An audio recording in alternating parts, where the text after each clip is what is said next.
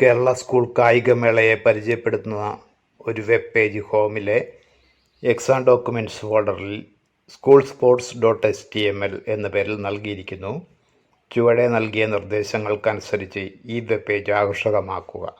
School sports .html എന്ന file text എഡിറ്ററിൽ തുറക്കുക.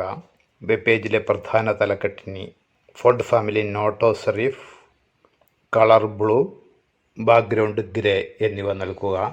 വെബ് പേജിൻ്റെ ബാക്ക്ഗ്രൗണ്ട് കളർ #D4BDAC നൽകുക.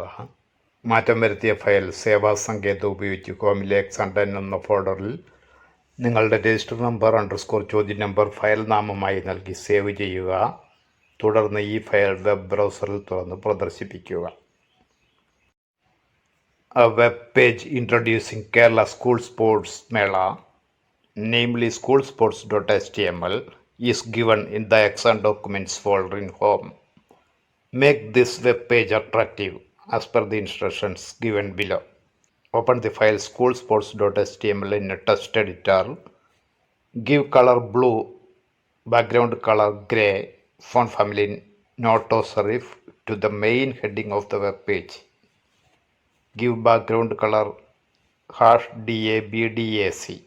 Save the file using the Save As option to the exam10 folder in home with your register number question number as the file name. Then open this file in web browser and display it. ഹോമിലെ exam ഡോക്യുമെൻറ്റ്സിലുള്ള school sports .html എന്ന ഫയലാണ് തുറക്കേണ്ടത്. ആദ്യം ഇത് double click ചെയ്ത് തുറന്നു നോക്കാം. ഇപ്പോൾ web page ഇങ്ങനെയാണ് ദൃശ്യമാകുന്നത്. എഡിറ്റ് ചെയ്ത് കഴിയുമ്പോൾ ഇത് ചോദ്യത്തിൽ പറഞ്ഞ രീതിയിലാവും. ഇപ്പോൾ ഇത് ക്ലോസ് ചെയ്തിട്ട് നമുക്ക് ഇതേ ഫയൽ ടെക്സ്റ്റ് എഡിറ്ററിൽ തുറന്നു നോക്കാം. അതിനായി ഈ ഫയലിൽ ആദ്യം റൈറ്റ് ക്ലിക്ക് ചെയ്യുക. ഇനി ഓപ്പൺ വിത്ത് അതർ ആപ്ലിക്കേഷൻ എന്നതിൽ ക്ലിക്ക് ചെയ്യുക. ഏതെങ്കിലും ഒരു ടെക്സ്റ്റ് എഡിറ്റർ സെലക്ട് ചെയ്തതിന് ശേഷം ഇവിടെ സെലക്ട് എന്നതിൽ ക്ലിക്ക് ചെയ്യുക. ഇനി വെബ് പേജിലെ പ്രധാന തലക്കെട്ടിന് ഫോണ്ട് ഫാമിലി നോട്ടോ സെറിഫ് ആക്കണം. പ്രധാന തലക്കെട്ട് കേരള സ്കൂൾ സ്പോർട്സ് മീറ്റ് എന്നതാണ്. ഇതാണ് പ്രധാന തലക്കെട്ട്. അതിന് H1 എന്ന ടാഗാണ് കൊടുത്തിട്ടുള്ളത്. അപ്പോൾ CSS കോഡുകളിലൂടെ H1ലാണ് മാറ്റങ്ങൾ വരുത്തേണ്ടത്. ഇതിൽ ഫോണ്ട് ഫാമിലി നോട്ടോ സെറിഫ് ആക്കണം. ഇവിടെ ലിബറേഷൻ ഷെറിഫാണ്. ലിബറേഷൻ ഷെറിഫ് മാറ്റിയിട്ട് നോട്ടോ ഷെറിഫ് എന്നാക്കുന്നു. അടുത്ത മാറ്റം കളർ ബ്ലൂ ആണ്. ഇപ്പോൾ ഇവിടെ നിലവിലുള്ള ബ്ലാക്ക് എന്ന കളർ മാറ്റിയിട്ട് അവിടെ ബ്ലൂ എന്നാക്കുന്നു. ഇനി ബാക്ക്ഗ്രൗണ്ട് ഗ്രേ ആണ്. നിലവിൽ ഇവിടെയുള്ള ബാക്ക്ഗ്രൗണ്ട് വൈറ്റ് എന്നത് മാറ്റിയിട്ട് അത് ഗ്രേ ആക്കണം.